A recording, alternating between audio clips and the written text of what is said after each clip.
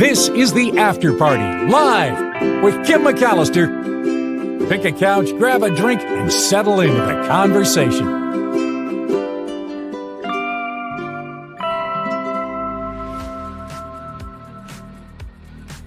Hey everybody, it is the After Party Live, and it is a Waterfall Wednesday. Thank you for being here. First things first, I would like to ask you if you would like to keep this show non-political. The reason is, not that I want to change the whole focus of the show, but I have a video that I really wanted to play for you that I think is kind of funny, and we didn't get to it on the Mark Thompson show, and we probably won't get to it tomorrow. And it's a video of Illinois Governor Pritzker talking about changing the name of Lake Michigan to Lake Illinois, a la Gulf of Mexico to Gulf of America. So if you don't want to be political, then I won't play it. But if you want to see it, then I'll play it for you. So let's see what you have to say. Hello, Rev. I like you. Thank you for being here.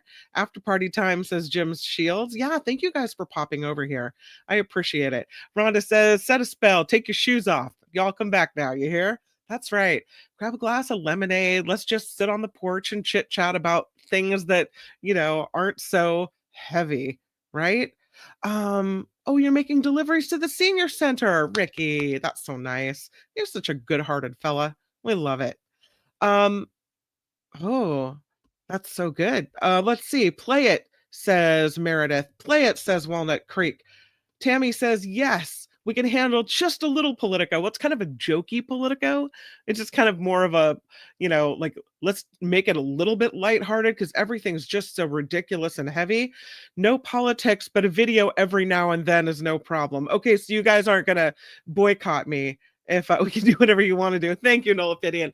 Listen, this is a group effort. It's not all about me, right? Okay, I am gonna play this for you though, because I just thought I appreciate the humor that JD Pritzker brings to us here. And here's what he has to say. Oh, wait, let me make it big. Okay. Here today to make an important announcement. The world's finest geographers, experts who study the Earth's natural environment, have concluded a decades-long council and determined that a Great Lake deserves to be named after a great state. So today, I'm issuing a proclamation declaring that hereinafter, Lake Michigan shall be known as Lake Illinois.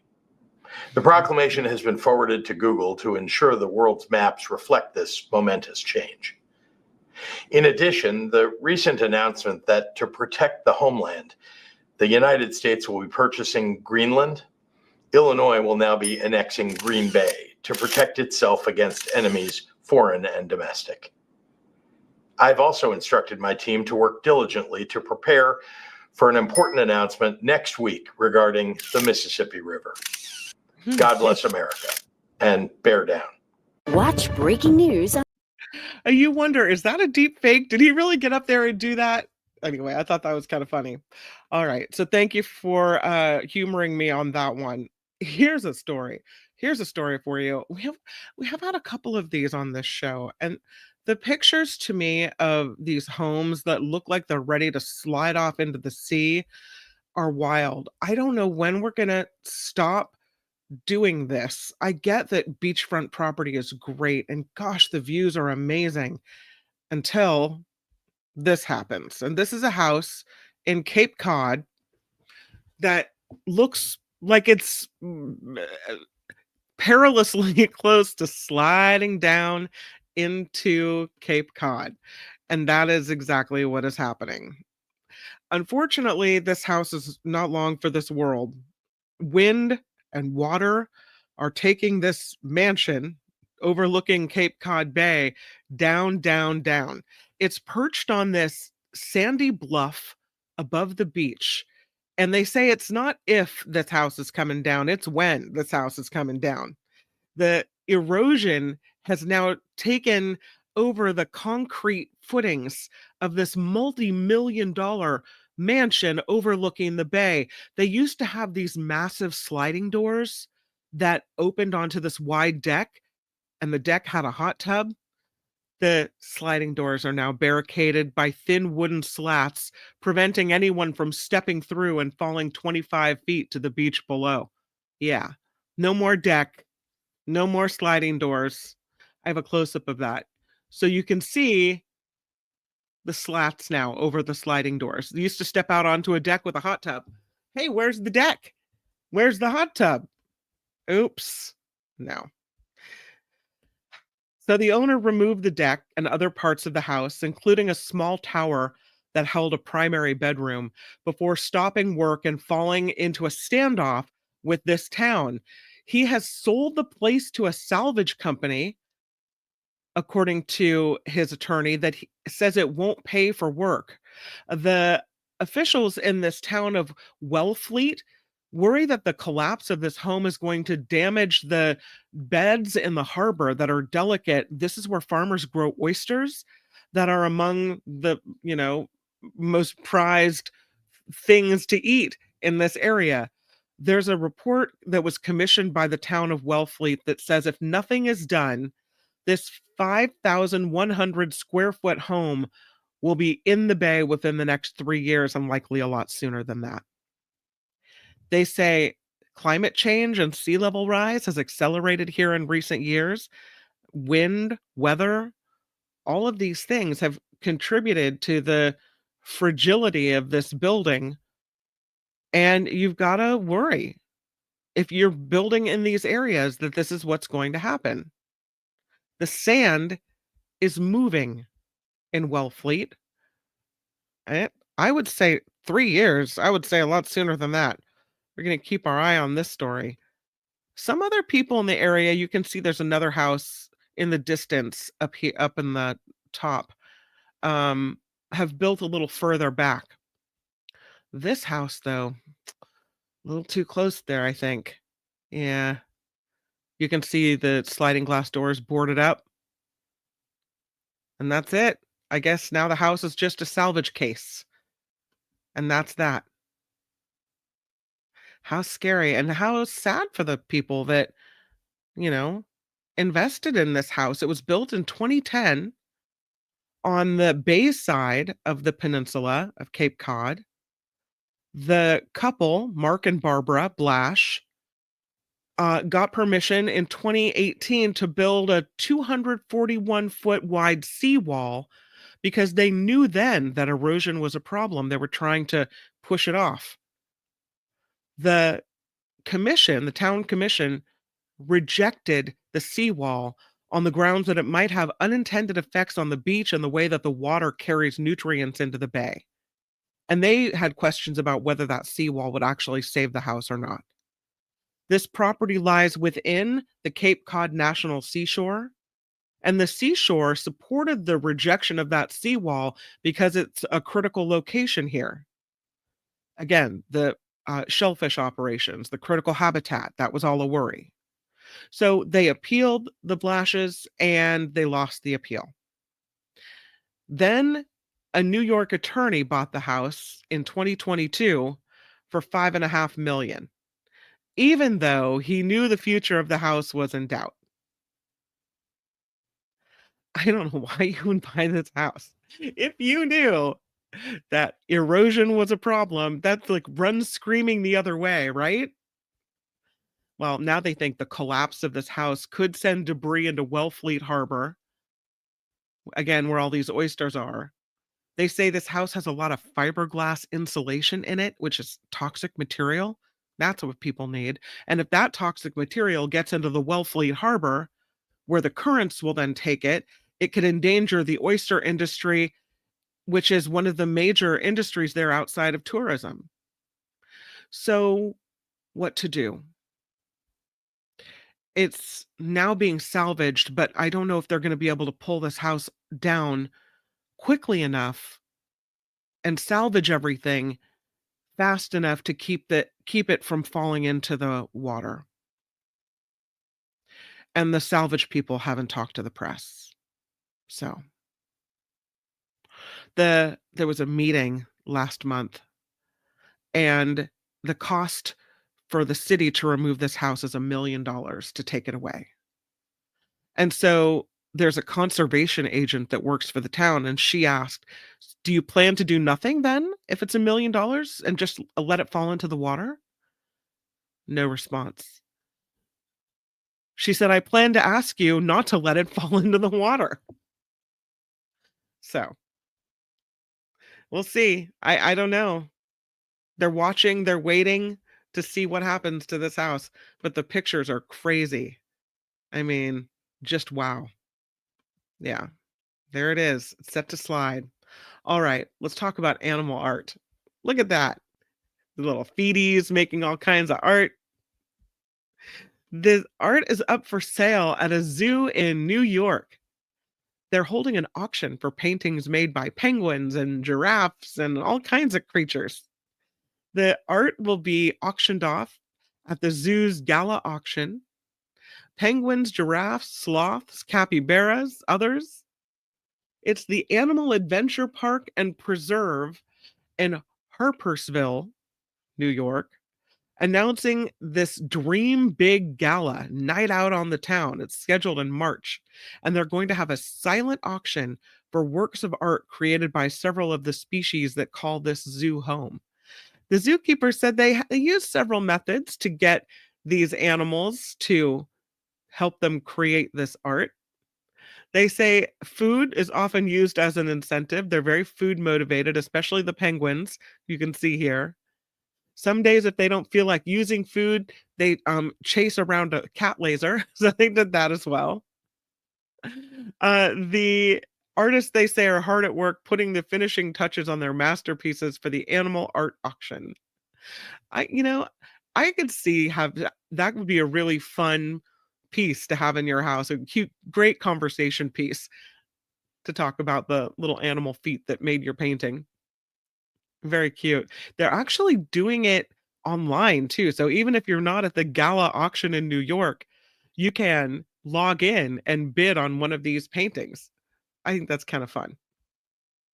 There is a new park that is being built. It's called a ribbon park. I thought this was kind of interesting. It's in Louisville, Kentucky, and there's an architecture firm from the UK working on this. It's an undulating structure atop an elevated rather Belvedere Park in Louisville. They call it a powerful, exciting new place for the city. They're still working on the design of this. And they say the project will be located at the Belvedere, which is a park and event space in Louisville, overlooking the Ohio River and part of the I-64 highway. This is something that I think really stands out. Look at that. You can see that building it to rise, and there's an underneath portion, and then there's an above portion. So you could be on the green side of the park, or you could be underneath one of these undulating ribbons. Kind of interesting looking park. The studio says this park was originally built in 1974 and it's been neglected for years. So redeveloping it is a chance for them to create what they're calling a multi-use community living room for the city. They say it has the potential to become a new green living room for Louisville and its people. And it kind of does look like a green living space, I guess you could say. The design is meant to stitch together the Ohio riverfront and connect it to the expansive parks beyond. They say they've been listening to the community and they want to do something powerful and exciting here. So it's an undulating pavilion structure on top of the Belvedere's elevated platform. It bows down toward the center, touching the floor plane, and then it fans outward along its edges. And the green space will be covering the roof. There's glass enclosed volumes shown underneath the eaves. The early concept renderings for this site show this striking pavilion with a flowing ribbon-like form filled with lush green spaces and pedestrian-friendly pathways that seamlessly weave the city's core into the waterfront. It kind of looks more like a stadium than it does a park, I think. I don't know. We got a lot of greenery and natural space there. When you look at it like that, though, it kind of has an arena feel to it. It stands out. It's something special. I don't know how much it'll cost to build it, but kind of cool. The construction is expected to start in 2026. It is the company's first project in Kentucky, and they're moving forward with it. They don't say how much it's going to cost, but it's cool looking. I'll give it that. So, we talked about politics a little bit, and we talk a lot about how to improve our outlook, how to, pay attention to things that are going on that are important in the world while still taking a moment to take a deep breath and preserve your sanity in a way. I found this study I thought was interesting. It's called Lemonade is the way to preserve your sanity. And this is a story about really the act of lemonading can be one of the best ways to keep your outlook good or positive. There's a new study about why people that are more playful are better at coping with the challenges of life. The people that lemonade, I guess making lemons out of whatever. According to this new study, if you take a playful approach, you're better at finding creative solutions to cope and deal with adversity. Even if your immediate reaction isn't to make lemonade from life's lemons, if you are playful, you're better at lemonading. It's a skill you can work on. I love how they've turned this into this new word. Like we're going to lemonade it, right? Right. The research was done in 2021, and more than 500 grown-ups in America were asked about their experiences during the pandemic, including social support, their perceptions of whether they were at risk of infection, whether they thought things would get better, their emotional, their behavioral responses, what have you. And then they asked the same people to rate their own playfulness based on spontaneity, how inhibited they felt in general, and how motivated they were to seek out fun. And researchers compared the most playful participants with the least playful participants to see how their experiences during the pandemic were different. And they found the more playful participants were more optimistic about the future and life returning to normal, and yet realistic still about the risks of COVID and the effectiveness of protective measures. Both groups reported feeling vulnerable and isolated during the pandemic, but the more playful participants took more creative and active steps to cope with it. So, one of the study authors at Oregon State University says playful qualities likely serve as a psychological toolkit which enables playful people to cope better by redirecting their thoughts and actions toward creative solutions. Right? People that see things as an opportunity. So it's the difference between my husband and I. Say we're going somewhere, we're on a road trip. I'm not in a hurry per se. We get caught in a horrible traffic jam. And he's mad about it. And I'm thinking, well, it's an opportunity for us to have more of a moment to talk. We're in the same space, we're close together. So, let's talk about something that's interesting, or a story that's interesting, or whatever.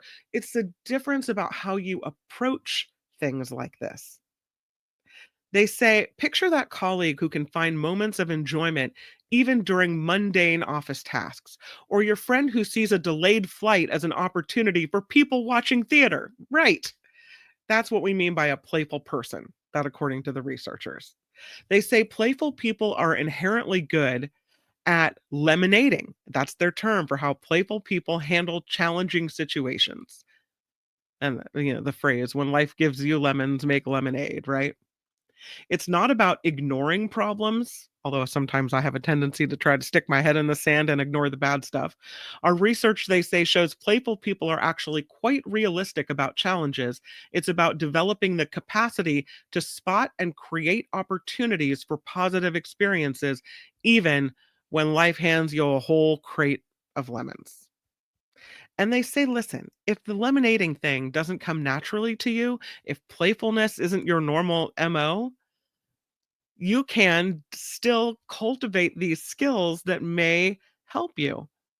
Enjoy the process, engage in the moment so the process is its own reward.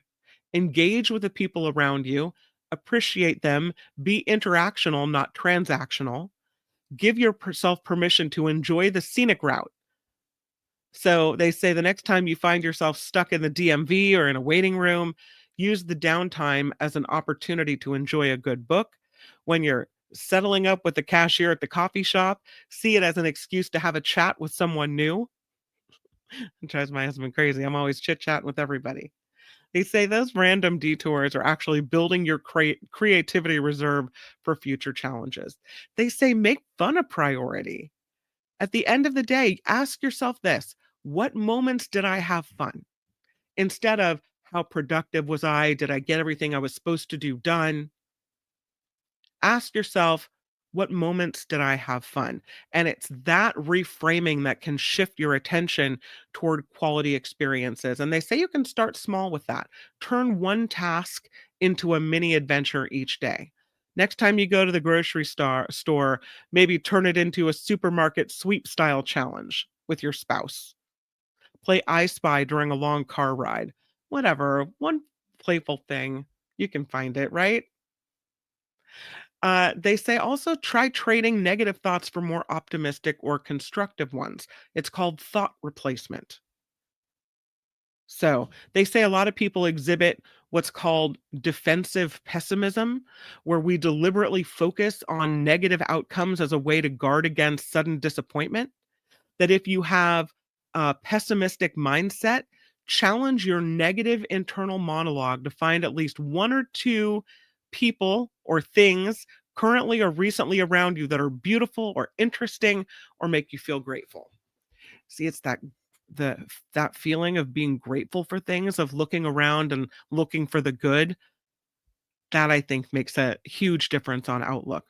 And lastly, they say you can change your mindset by inviting others to be more playful too. That telling people in your life that you would like to be more playful can sound silly. Um, but once people know what you're trying to do, they might be more comfortable inviting you to see whether they have a playful side as well. So, and that can better relationships in your life as well. So, we're lemonading. I think this whole show is lemonading, kind of, isn't it? Except for this story, shark attacks. Shark attacks have actually dropped. So that's good. There's a museum in Florida that keeps track of such things, and they say unprovoked shark attacks worldwide fell by about a third in 2024 compared to the year before. Still, United States, the most likely country in which you're going to get munched on by a shark. This all comes from the International Shark Attack File from the Florida Museum of Natural History. 28 of the 47 unprovoked shark attacks recorded in 2024 happened in United States waters. Usually, there's about 70 of these per year. Over a 10-year period, that was the average. But the numbers for 2024 were really pretty low. Yeah. Australia, second on the list. Multiple bites reported there. One attack each from Egypt, Belize, Trinidad and Tobago, the Bahamas, the Republic of Maldives, Mozambique, French Polynesia, Thailand, and yes, so 4 of the 47 attacks in 2024 recorded worldwide were fatal. That's also a decline. The unprovoked attacks do not include injuries that arise after a person intentionally or unintentionally initiates contact with a shark. So if you're out spearfishing, Releasing sharks from nets or hooks, no, that doesn't count. No. As far as the United States, Florida had the most shark bites on record last year. They had 14 of them. 8 of those were in Volusia County. That's where Daytona Beach is. They call it the shark bite capital of the world. And unlike here in California, where when we get munched on, it's usually by great whites, they get munched on by black tip sharks. They have a breeding ground for black tip sharks there. We have a breeding ground for great whites here. I don't know. They say another hot spot for shark bites, Florida Panhandle, Water Sound Beach, and nearby Seacrest Beach. West, stay out of those beaches. Bull sharks regularly patrol Florida's north coast. They usually mind their own business, but yeah. So I guess it's a little safer to go in the water. Maybe we're being more careful. Who knows? Speaking of animals, did you see this story about this cat that was on a Ryanair plane? And unfortunately, it got into the electrical bay and the plane was grounded for 2 days because of this. This Ryanair flight was headed to Germany. It was grounded in Rome after a stowaway cat, climbed into the plane's electrical bay. Crew members heard meowing coming from the inner workings of this plane. Engineers then were called in. They discovered the cat was in the vehicle's electrical bay and they tried to get it, but their attempts to reach this cat only caused it to go further into the inner workings and mechanisms of the plane. So the plane was grounded. Engineers were worried the cat could cause catastrophic damage while the plane was in the air. Apparently, a door was left open, and the cat finally exited the plane on its own after about 2 days on the tarmac. It finally departed for Germany on Monday. So there you go. Can't have no snakes on a plane, no cats on a plane. Okay, that's the way it is. I'm gonna do this one before we take a look at some waterfalls. Look at this fishies. Fishies escaped. They wanted to get free. These are farm salmon that seemed to have escaped from a fish farm, and they entered the waters of northwest Norway. And that is a problem because they could bring sea lice to wild salmon. They could compete for the same spawning grounds. And again, spread infections like sea lice to the wild population. They say that these escaped fish can pose a major risk to wild salmon in that area. And so this seafood company that lost about 27,000 salmon from their fish farm off the coast of Norway is now offering a bounty. They'll give you $45 per fugitive fish that you catch and bring back to them. The company is Mowi, Mowi. They are the world's largest producer of farmed salmon. And they say about a quarter of their 105,000 salmon, so 27,000 of them, escaped on Sunday night from this fish farm and entered the waters of northwest Norway. They said a fence separating the farm from open waters was damaged by stormy weather in that area. And that's why. So they're asking fisher people in the area to bring any of these salmon they caught to their reception centers, and they'll give you $45 for these fishies. So at least they're being proactive, doing something about it, right? We like that. We are going to, for Waterfall Wednesday, we're going to Switzerland. Here it is, Waterfall Wednesday. Take a deep breath, everybody. Here it is. Yeah, we're going to Waterfall Wednesday. We're going to Switzerland for the best waterfalls in this area. And one of them, gosh, I always pick the worst ones for me pronouncing the names. Sout du Daubs. I'm sorry. My apologies to the Swiss for the trouble. But here it is. Look at that. That's pretty beautiful. That's how it looks. Oops. You guys see that waterfall? Yeah, it's pretty nice. I can't get rid of the white on the side, but yeah, that is a beautiful waterfall.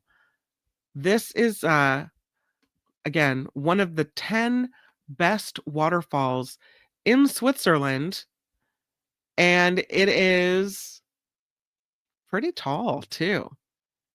This is a pretty nice one. Sout du Daubes is a transnational waterfall. It's located between Switzerland and France, and apparently they say it lacks the size of other waterfalls, but it still has a pretty long drop. It's in a forested setting, so it's very green. You can take a boat ride across the Doubs Lake, which features some history. There's a small cave there and beauty, and they say it's really relaxing even if the weather's not good. So they say it ranks as the 10th best waterfall on the list in Switzerland. Here's another one. Check this one out. You can see it here. Hold on. There it is. See it up there? It's on this side. This is the 9th best. This one is the I can't even pronounce it. Agernechtbachfall. It's in Switzerland. It's between two other big waterfalls on the list. And it seems they say more like a decoration piece. And it's magical, flowing lightly compared to the more major waterfalls. But they say it bends and sways with the wind. And it looks kind of bendy. In some cases, they say the water even blew back up, making it seem to disappear before the water completed its downward journey. They say this waterfall is easy to overlook, and they thought it deserved a spot on the list as well. And we're to number 8. Here it is. Ooh, that's a pretty one. Yeah, I like it. I'll back out of this picture so you can see the full majesty of it. There it is. Look at that. That's a tall one. Yeah, really nice. So at number 8, oopsies, this one is the Cascada di Bignosco in Ticino Canton, Switzerland. They call it an unexpected waterfall, with the Italian part of southern Switzerland seeming to have maybe the family in mind. It has a swimming pool, picnic tables. It's just accessed by a very short walk. They said once you see it, you've got to stop and check it out. It gives you the thing you got to stop and pull over and check this one out. So it's at number 8 on the list of waterfall. Okay, this next one, oh, it's so pretty. Look at this one. This one is number 7 on the list, and it just kind of winds its way through this beautiful forest. I don't know if you can see, I'll kind of zero in on the top of it. How pretty is that? Just beautiful. Yeah. I thought that was really pretty. So here are we at number 7? 7 on the list. This one is the Giesbach waterfall, also in Bern Canton, Switzerland. They say it is the perfect excuse to visit the scenic Lake Brienz. There's a historic hotel there, really fun to check out. There's also a funicular ride to and from the lakeshore in this area. Like other waterfalls that are nestled deep within the Swiss Alps, places like these, they say, may seem like a dime a dozen, but on their own, they each have a beauty that deserves attention and praise. So here's some praise for the Giesbach waterfall. Boy, is that pretty. Wow. Number 6 on the list is this one. This one looks like a natural washing machine, doesn't it? Wow. Kind of interesting looking. Number 6 on the list is the Trummelbach waterfall. It's in the melt waters beneath the famous Swiss peaks of Eiger, Monch, and Jungfrau. They all channel their way into these narrow chasms and slots on the Trummelbach. They say the slot canyon squeezed so tightly that you almost couldn't see this waterfall down from the valley. So they say they experienced these subterranean series of 10 waterfalls, each with different characteristics, but all producing these deafening roars that reverberated through the chasm. So the sound on this one was amazing. They said it's such an experience that it would have helped if the weather had been better in this area during the day of the visit, but they said it had to be included as one of the best waterfalls in Switzerland. The next one, number 5 on the list, is called Cascada de Foroglio. Cascada de Foroglio. It's a tall one. Look at that. That's a pretty one. Yeah. And make it in the middle. Can I? Nope. Yep. There I can. Okay.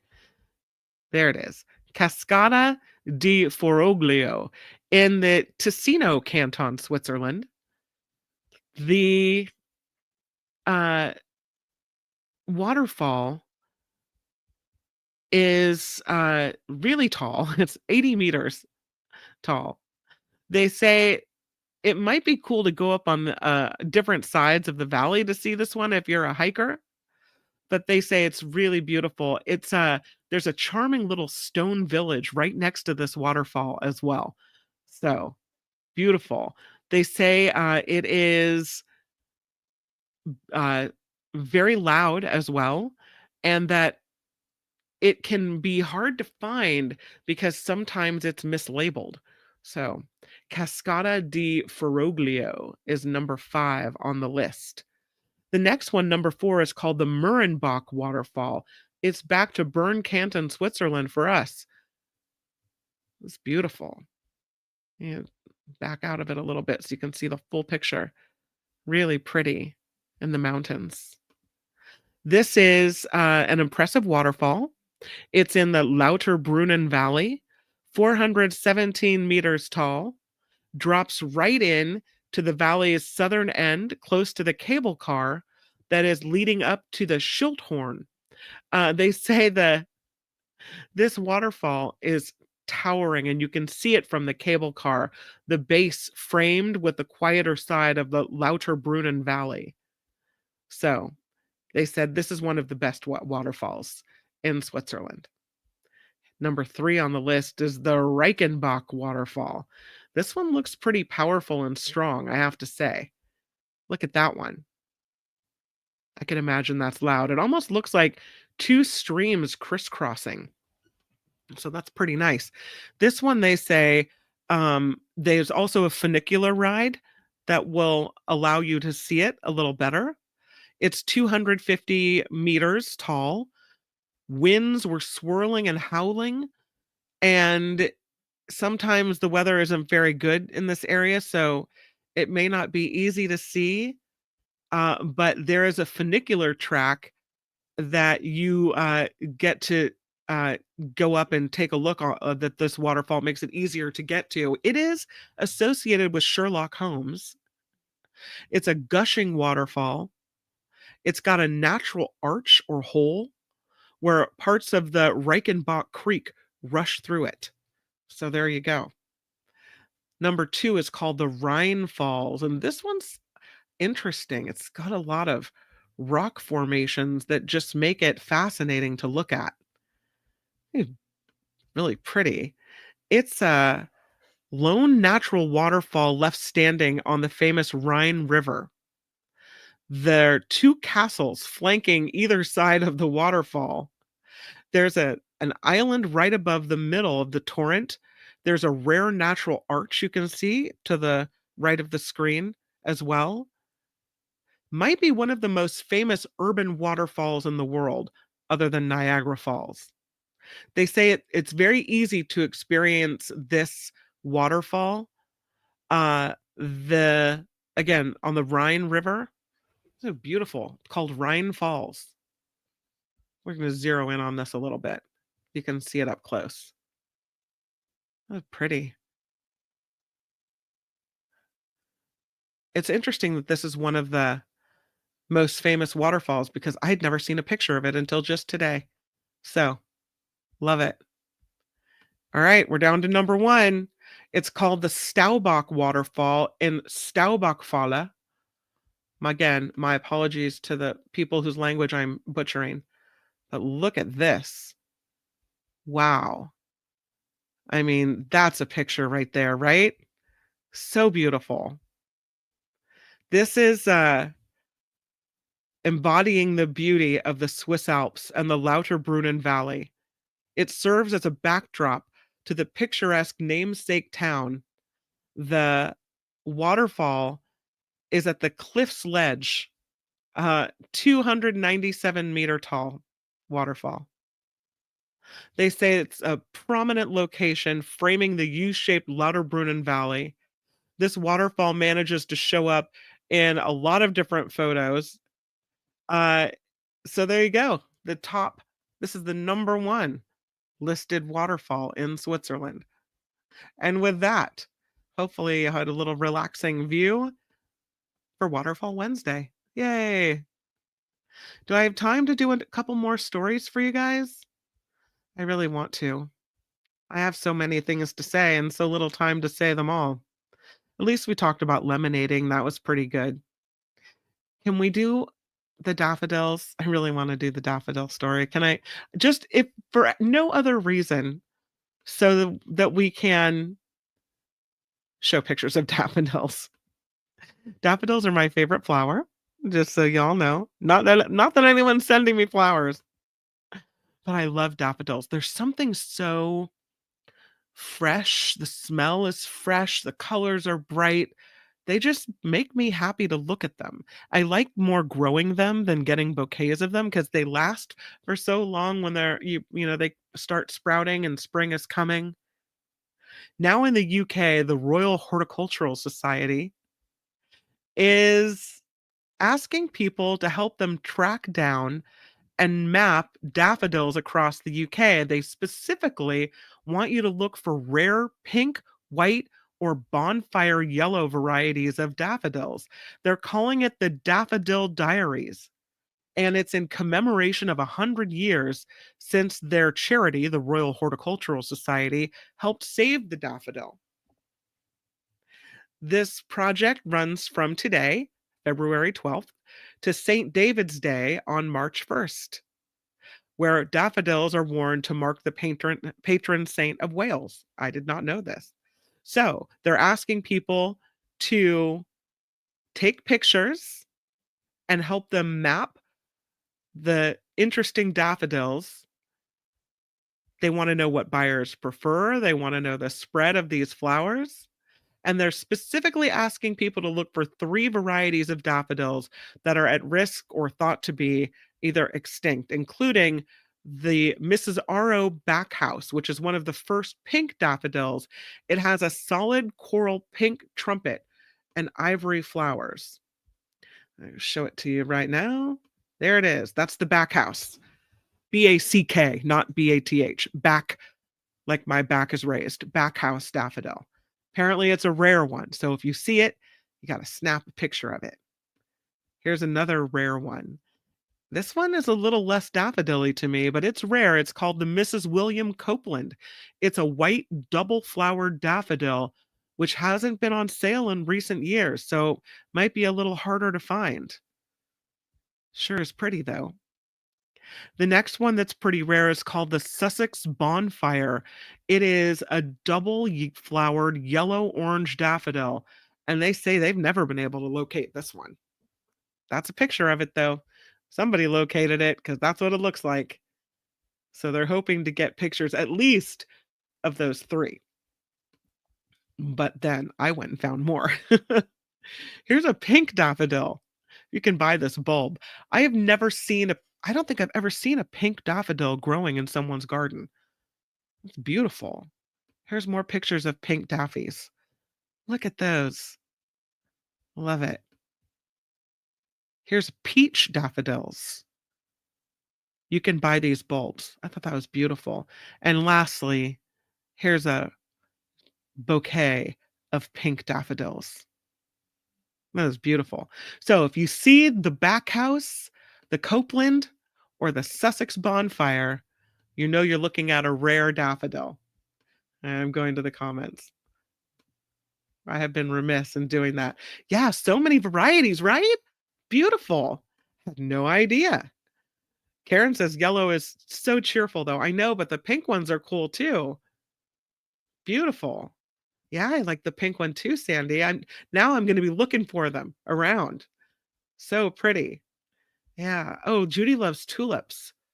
Well, now that we have this rain coming in this week in the Bay Area and in Southern California, I thought, let's get a little glimpse of springtime together, right? All right. I know everyone has to go. It's almost 2:15, and I have started late, but I've also ended late, and I probably shouldn't keep you any longer. But I have some great stories tomorrow. It is tomorrow Trivia Thursday on this show. Tomorrow on the Mark Thompson Show, we welcome David Katz. And then, of course, tomorrow, 5 p.m., set an alarm. I would love to have you join Nikki and I for the Nikki Maduro Show, where we have a cocktail, a mocktail, discuss some politics, and I'd love to have you along for the ride. Viewfinder's talking about paper whites. Those may be another bulb. I think they are. They're another type of narcissus, I believe. Raindrops keep falling on my head. Well, we need them now that the president allowed our reservoirs to just run into nowhere. Hopefully we'll fill them back up again. Come on. We have a narcissist. Yes, we do. Indeed. All right. Well, that is the After Party Live on this Waterfall Wednesday. Thank you guys for being here. I just appreciate it very much. I did see, I'm sorry, I take the comment down. I did see this pop through from Trevor Starr in Hollywood, who says, your show should not be adamantly non-political. It kind of is. It's supposed to be a respite for everyone. We, or at least I, love your political views and almost always completely agree. Thank you. I appreciate it. I mean, listen, we all have our own opinions, and I get a chance sometimes to talk about my opinions with Mark, always to talk about my opinions with Nikki. But I do know that you guys have a lot of that stuff coming at you. So I try to make this be a little bit of a breath we can take in between all that other stuff. But thank you for that. I appreciate it, Trevor, and really appreciate the $10 as well. Thank you very much for that. Definitely needed. Thank you always to Wes. I haven't checked the PayPal today. I'm remiss in doing that, but I know you always throw in $5 at the top of the show. So really, really nice of you. And he did it again. Yes, he did. Another one. Hump day, he writes. So really nice. Thank you, Wes. Thank you, Trevor. And thank you, everyone, for being here. Make it a great rest of your day. Try to be playful. Do one wacky, crazy thing, okay? And I'll see you on YouTube tomorrow. The After Party Live would like to thank the following contributors and viewers like you.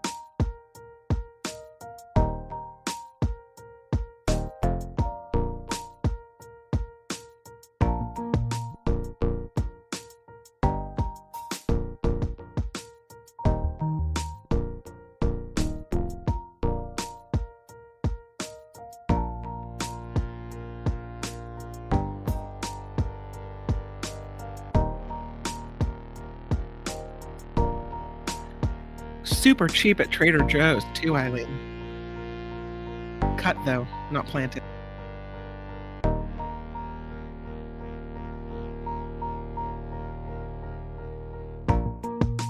Oh, interesting. Okay, I'll put it on my list.